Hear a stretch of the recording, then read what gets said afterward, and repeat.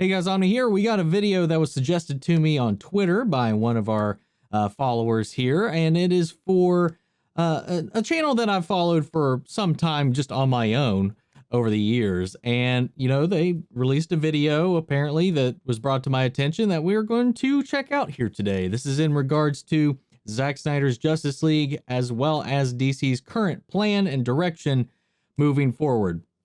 The video in question comes from Film Theory, and it is titled, "Dear DC, I fixed your universe." So that alone has me intrigued. Now, we've talked about some different ideas and ways that they could keep this canon, make it canon, have it canon, maybe that it's already canon before in previous videos. We've talked about Flashpoint, stuff like that. So I'm curious to see what good old MattPatt has to offer to the whole conversation. And we'll talk about it a little bit towards the end of the video, just as we kind of wrap up and comment throughout.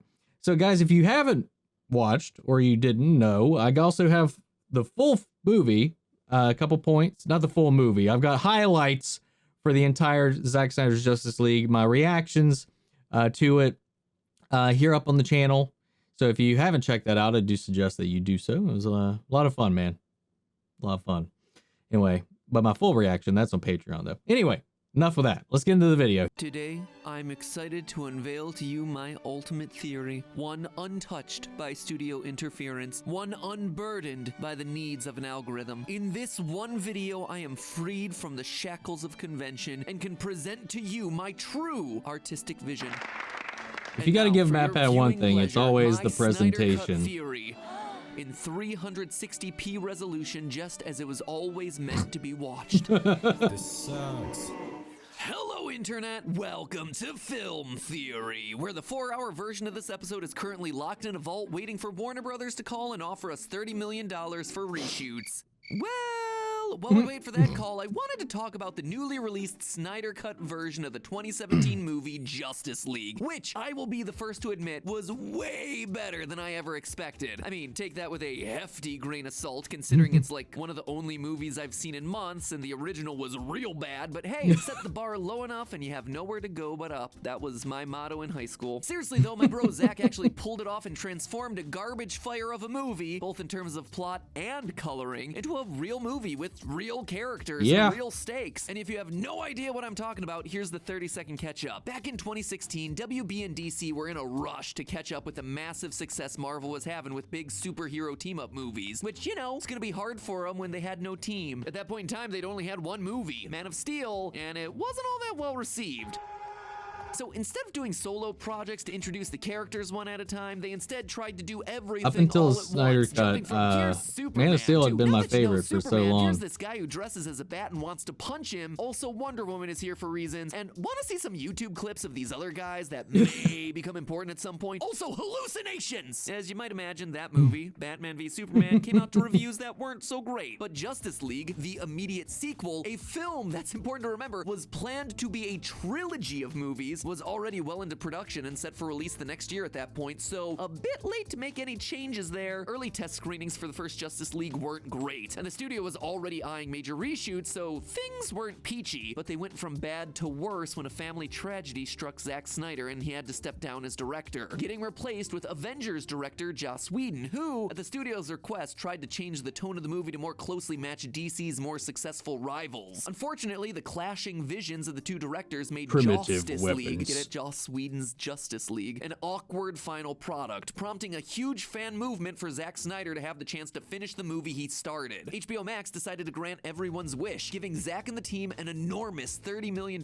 budget for reshoots, and yeah, the movie is out now, and objectively, it was a success. The I think it was like 30 million for the reshoots, and then 70 million from fans. 95%. To finish they jumped right past Marvel the numbers visual and went effects. straight to Pixar numbers. And I gotta say, regardless of how you feel about the movie or DC or all of this drama, maybe it was 70 million, including including the reshoots and the visual satisfying effects. to make the movie he wanted to make, to see it get such a positive reception, but most importantly of all, finally have this chapter come to a close. A movie that, I would guess, reminds him of what was undoubtedly one of the hardest moments in his life. So are the legions of fans who are campaigning for this finally satisfied?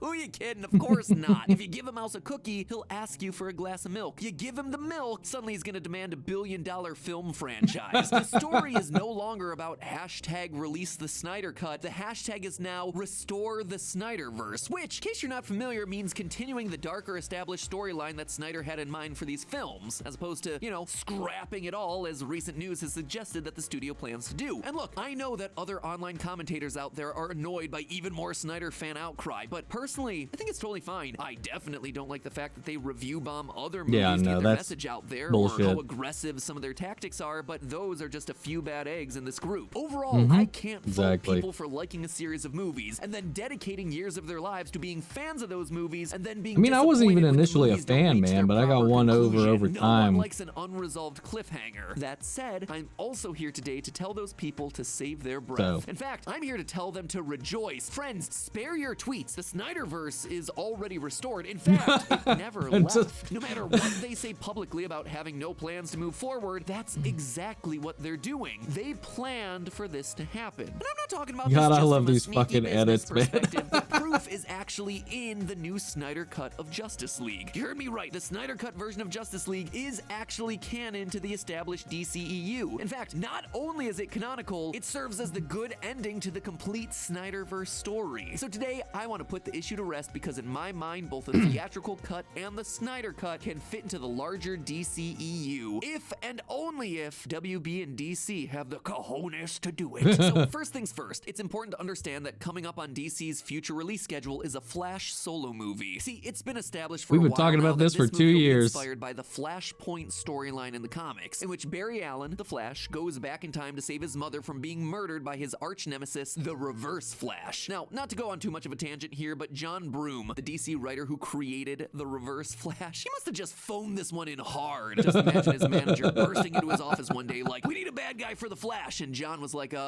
Reverse Flash, he's just like the Flash, but a yellow where red should be and red where yellow should be. Anyway, by saving his mother, Barry accidentally alters reality in some major ways, but only he can notice. For everyone else, things have just always been this different way. DC also took the opportunity to use the Flashpoint event in the comics to make some major changes and fix their continuity, clearing away the unpopular characters and storylines to make room for the things that audiences liked.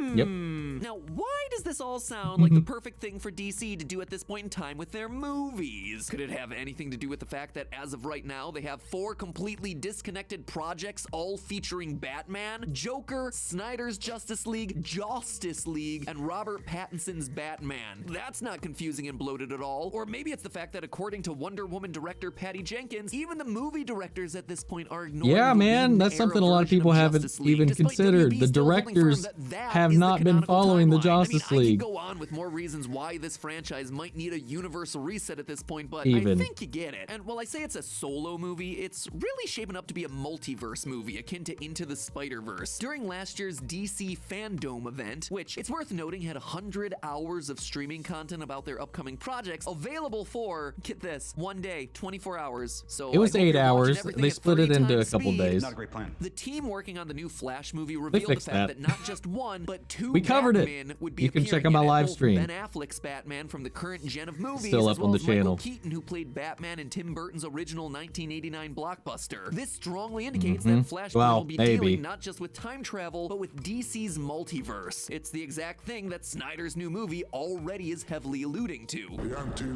And it's already started. Ezra guest appeared on the CW Flash during Crisis on And the I think you Infinite can Earths. start to see where I'm Crisis going of the with this. Infinite Of Earths. course, Crisis the on Snyderverse Infinite is Earths. canon, whether explicitly or not, when practically everything is going to be validated in Yeah, this and I thought that upcoming was a really multiverse strange movie. moment in That's the how movie. you have 2 different Justice Leagues To have him both call canon out at the same directly the time. But, multiverse and not timelines or are the anything. easy way out. I That's the actually want to take it Steppenwolf. one step further. I want to show you that Snyder's new timeline is actually one and the same with the original and established DC continuity. It is canonical with the Justice League movie. They're all a continuation of the exact same story. The Snyder okay. Cut is the good ending I see what he's to our gonna do. adventure. Let me explain. You see, when you have nearly twice as much movie to fill, you can do things like fill it with Icelandic song breaks and an egregious amount of moody staring. But in that extra amount of time, you can also make some pretty radical alterations to a movie's original story, including prophecies and extended epilogues set in the ruined wastelands of Earth devastated by the attacks of Darkseid and evil Superman. This is the nightmare future. That's a night with a K. Get it? As in the Dark Knight. Anyway, in this thing, we see Wonder Woman dead, Aquaman dead, Flash as a hardened warrior, and Batman teaming up with the Joker. So, what? Where's all this coming from? Well, this was always meant to be a core element in Zack Snyder's Justice League trilogy back when it was supposed to be a 3-movie series. In Snyder's original vision for Justice League 2, which he's been very public about, Superman would give Bruce Wayne the job of protecting Lois. Lois and Bruce would begin to have a love affair, which is a choice, certainly, and one that apparently was rejected by the studio, so at least they showed some good judgment there. Anyway, during a crucial moment, Bruce would hesitate, wasn't when that resulting in was planned to Lois's happen, death, but and Superman turning to sure. the dark side brought on Close by enough.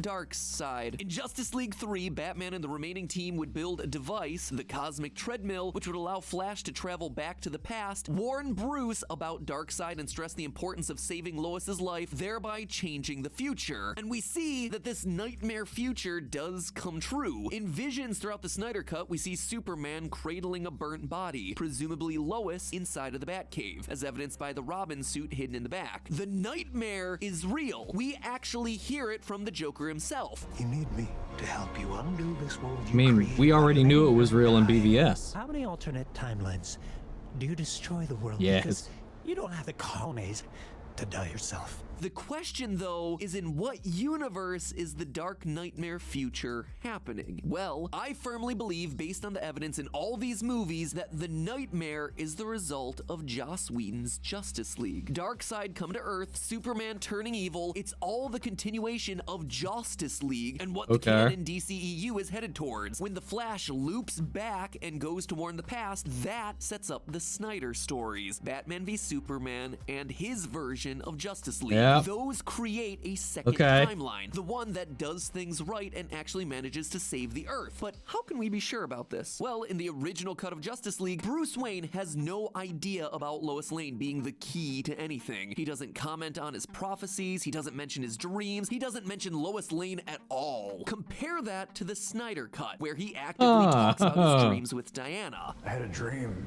Barry Allen was right here, and he said to me, Lois Lane is the key. This is a reference to the Flash's warning in Batman v Superman,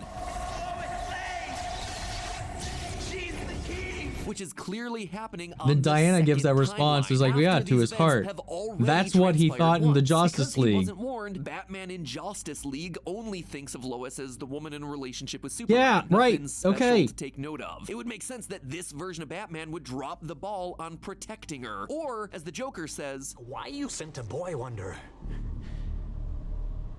To do a man's job. but in the Snyder Cut, Bruce is keenly aware of Lois, outright commenting on her being pregnant with Superman's baby. Congratulations, by the way. And it's all because of the warning that he received from the future. In addition, the first version of Justice League shows us a much more fragmented team. Even as he goes out into the last battle, Batman That's just barks out the very order. true. Don't wait for me. Just do the job. When he gets saved by the rest of the league, Cyborg indicates that it wasn't a team decision. Hey, blame the lady. We would have left you, but she didn't ask for a vote. This indicates that the mainline DCEU Justice League isn't going to be as tightly knit as the Snyder Line Justice League, which is why we see them fighting and dying to Darkseid solo in the Nightmare hallucinations. Further proof of this comes from the Joker references throughout the Nightmare. In the Snyder Cut's epilogue, we see Joker give Bruce a truce card. as long as you have this card. The truce. But all you have to do is tear it in half, and I'm happy to discuss with you in any way, like why you sent a boy wonder. To do a man's job. It's a symbol of them putting aside their differences to be a team. And in Batman v Superman, we actually see Bruce with that card taped to his gun. However, in the scene of Superman lording over the fallen remains of the heroes, we see the Joker's card torn. Batman broke the truce. A weak team ultimately leads to the destruction of humanity, mostly driven by Batman's ego. Meanwhile, the Snyder Cut shows us a team that cares much more about each other, with Barry specifically caring a lot One of the about Bruce major Wayne. things I really loved about the Snyder Cut. They actually worked as a There's team also smaller details and here cared too, about like each how in the other. Nightmare Visions, Aquaman is killed by a three-pronged trident. That's the trident of Atlan, the one that we see him accept in the Aquaman movie, which is a canonical continuation of Joss Whedon's Justice League. And we know it based on a few details. First, the events of both films. In the Snyder Cut, Mira's parents are explicitly stated as being dead. My parents died in the wars. However, in the Aquaman movie, her father plays a significant role in the events that transpire. Additionally, we have ourselves Mira ZACK accent. Here is how Mira talks in Aquaman. Oh, I got an explanation for this. Actually, from Flashpoint. Here's how she sounds in the original Justice League. It would have been her responsibility to follow that monster to the surface and stop it. Now, it's yours. And here's her completely different accent from the Snyder They're all Cut. three It would have different. been her responsibility to follow that monster to the surface and stop him. Now, it's yours. There's also the Flash. In Justice League, Barry has no confidence. I'll get to it in he a second. outright I says just that gotta he's keep it in my never mind done and not battle forget about before. it. Full transparency, I've never done battle. I've just pushed some people and run away. His whole arc in that entire story is that he needs to save just one person. While I like that, what he was intended to be in the Snyder Cut was Compare so that to much the Snyder better. Cut, where Barry is not only saving people and hot dogs on the regular, but already knows how to use his extreme speed to manipulate time to such a degree that he can catch the exact moment a mother box hits the water. In Batman v Superman, we see a Barry who's trying to travel through time, but misses his target date. That would make sense if it was the first time that he was testing out time travel powers, pushing his limits only because of a severe need for survival, but the Snyder Cut's Flash is honed in his time travel skills, which also makes sense if this is the second go-around for this universe. But Goddamn. the biggest detail that confirms all of You're this so is the smart, fact that in the MattPatt. I love Justice you. League, no one knows who Darkseid is. Unlike the Snyder Cut, which ends with the team facing him down and Martian Manhunter issuing a warning to Bruce, Justice League has nothing. The team has no frame of reference that Steppenwolf works for an even bigger bad. As such, they won't be preparing for this massive alien invasion. And without Batman's investment into Lois Lane's well-being, Darkseid will have little problem killing her, turning Superman evil. This darkest timeline will lead Barry Allen to hop on the cosmic treadmill and try to go back in time to alert Batman and create the alternate Snyder line where they actually have a chance to save the universe. In short, the nightmare epilogue created by Zack Snyder in his movie is dunking on the original cut, basically calling it the failed ending of his storyline. This is what happens to the characters whose stories continue on. They die, they fail, the team falls apart. This, in turn, sets up the Snyder Cut to not only be canon, but also be the good conclusion of everything that came before, correcting the mistakes that were made in the past, which, come to think of it, is insanely meta considering that's how these movies themselves shaped up to Look be. at that The difference, long and short of man. it is this. DC, listen to me. Sit down on the couch and actually listen to me, because sometimes you don't know what's good for you. You have yourselves a real shot here to please fans without totally backtracking on all your movies. You Yeah, have it's like yourself a win here served up on a That's one way to silver do platter. it Don't and blow not do it 'cause at the not same even a time. Flashpoint Like they will wouldn't be have to able invest in erase anything another new. misstep like that. But Just hey, acknowledge it. that's just a theory. God damn. A film theory. And cut. I had a lot of those ideas in my head, but he fleshed it out a lot better than I think I ever would have. And there's another key thing that's built into the comics and Flash changing time, which can explain the discrepancies as well, because the Mira thing, her parents, because, you know, him coming back to that point in BVS shouldn't change her past, right? Wrong. Anytime a speedster manipulates time, it causes ripples. It doesn't just change things from the point that they travel to onward.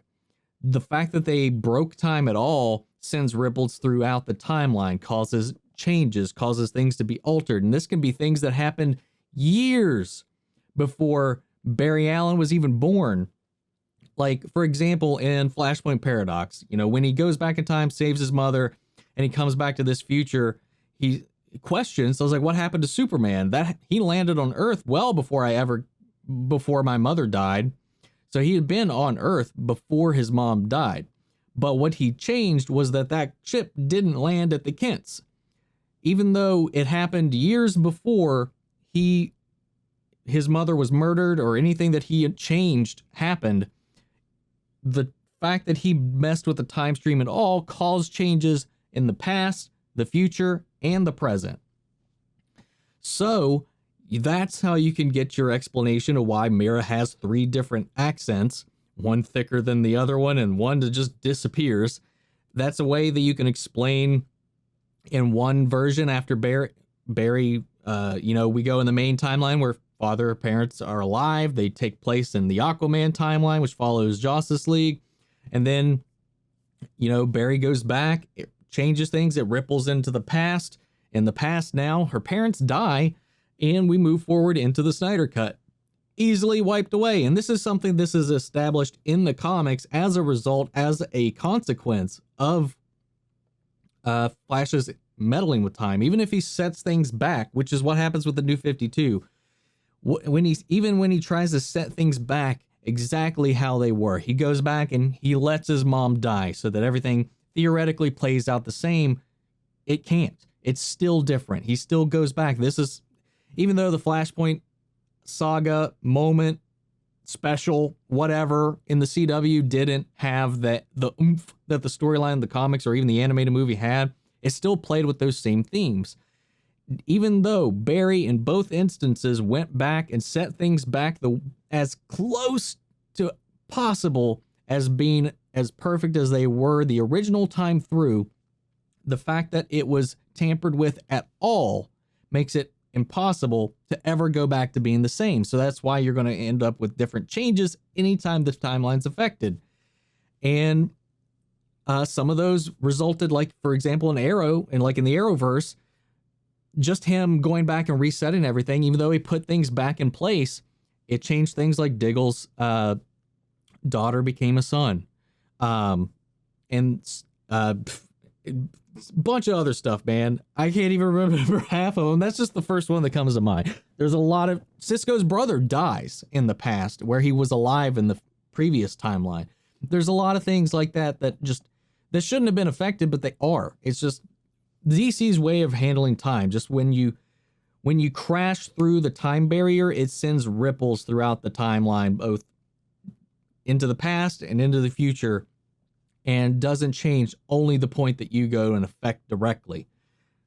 That will be where the root of most changes come from, but the fact that you entered and broke the time barrier at all causes some timelines and some consequence problems. Those were a stupid pairing of words.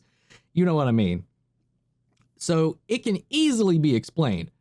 I don't think anybody at DC right now, at least in their film division, has any kind of brain on their head at the moment to handle this situation, because right now they're in a peculiar situation. They honestly have been since they've really just tried to derail this whole thing after the original attempt at Justice League, the one they put out. They've been trying to circumvent that disconnect in the fandom since then. And this has nothing to do with the Snyderverse movement at all.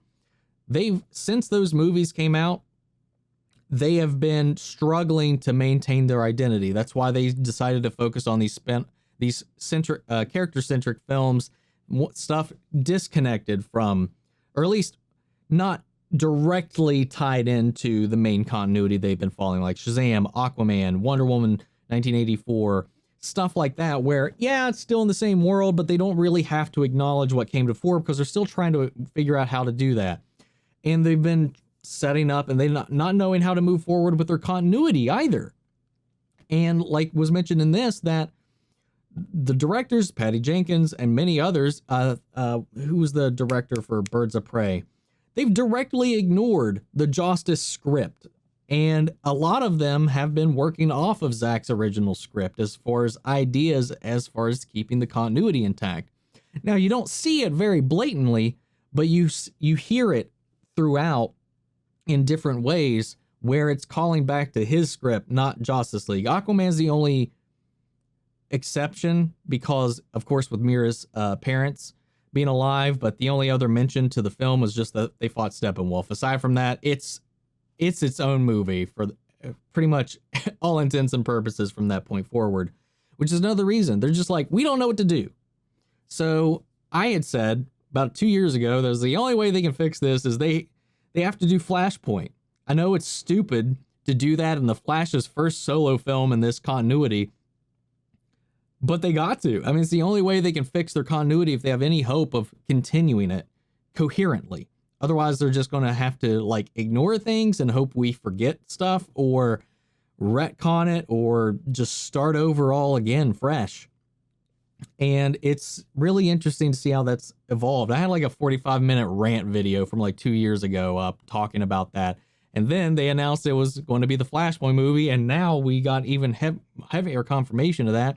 And what's even funnier is like the guest appearance that Ezra Miller had in The Flash on Crisis on Infinite Earths on CW references Snyder's future timeline with the treadmill, with Vic, and well, now who's written out the story because of this whole back and forth that Ray Fisher's had with Warner Brothers, and Warner Brothers was the ones that asked and requested to include Ezra Miller into the CW crossover event.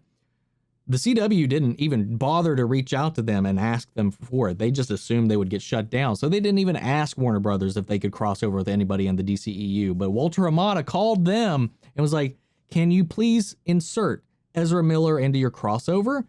All set up for this movie coming down the line to further cement these universes, the multiverse.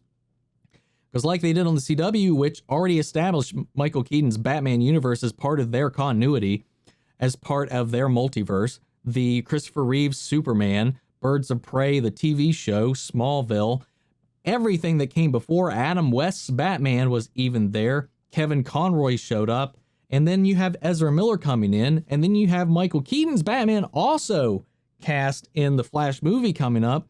They are trying to connect this all together, and if it's not to do a reset on this timeline, I don't know what their plan is. Like, they can set up the multiverse without changing anything. They can do whatever they want with it, but it's their free pass. And again, that's one of the Flash's biggest storylines. And that was one of the biggest complaints about BVS was doing Doomsday in Superman's second movie. You know, the death of Superman. Like, that, I feel like that's a storyline you should have kept for when you had a world that had a united Justice League, so you could really mourn the loss and the impact that it affected the entire team. That was one of the best parts of that storyline in the comics. And hell, the recent animated version of it that was split into 2 parts was fantastic. But that being said, like, they can easily pull this in and rope this in with Flashpoint, even though it is like the equivalent storyline, I would say, of Death of Superman, but for the Flash, and this is going to be his first solo movie. And you can't even call it a solo movie anymore. This is as much a solo movie as Captain America Civil War was just a Captain America movie. So it's pretty insane. Like, I'm really curious, and everything that Warner Brothers and DC has planned, everything indicates that it hinges solely on what happens in their Flash movie. And that thing cannot get a break. From removing Ray Fisher from the script completely and the cast completely, where he was intended to be a key part of it, and then they kept reducing his role and trimming it down, and now he's just out of it because of all the controversy back and forth that he's got going on. That movie doesn't even seem like it might even come out okay in the end, but now we also have Michael Keaton potentially not even joining the movie due to COVID concerns. It's like, man, whatever they do from this point forward, there's struggles and struggles along the way. And it's just, while I'm excited for a lot of the things they've announced, like Justice League Dark, the new Constantine, Zatanna, Black Adam, I'm really excited for. And he's also really kind of pushing for the Snyderverse because he wants to face off against Henry Cavill in that Justice League, because that's what he was pitched originally. So there's just a lot going on, man, at DC, and it's so out of hand. And MattPatt explains it clearly that they have a way to do this in a way that's not going to please all the Snyderverse fans, but acknowledging it as the true good ending, even though we were promised a nightmare version. If this is like the fact that this happened prevents it, I'm sure a lot of people might take that. And it's probably the best way to meet in the middle with the fan base at the moment. It's fucking a mess, guys. It really is. But we'll see. We'll see where it goes. We'll see what happens. What did you think of MattPatt's theory? What did you think of this? What do you think DC needs to do to make this all coherent and work and get the best results with the fandom, with critics? Because right now, critically, Zack Snyder's Justice League is a lot higher than a fair amount, not all of them, but a large chunk of the DCEU films to date right now. So, and the fan reception was off the chain. Now that could be inflated, but the critical reception though is inarguably higher. I've seen people that hated Man of Steel and hated BVS actually really enjoyed and loved the movie. One person I'll call out, and I keep calling him out, is Dan Murrell. He was never a fan of Man of Steel or BVS, but he is a fan of the Zack Snyder's Justice League, man. So it can turn people like that around.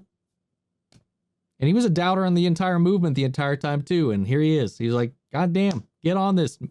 Fuck. Anyway, guys, I've been going on for quite some time now. I'm going to go ahead and pass this off to you guys and end this rant. I don't know how much of it made sense, but hopefully some of it did. Sound off the comments. Let me know your thoughts down below. We'll carry on the conversation after the video. Thank you, everybody. Huge shout out to my patron legends, Mandy Sherritt, Antoine Rodriguez, and Ryan Karen. You guys are the best. Thank you to everybody else who's been commenting, liking the videos, joining the Discord, and just keeping the energy going, guys. Thank you all so much. I'll catch you guys in the next video. Take care, everybody.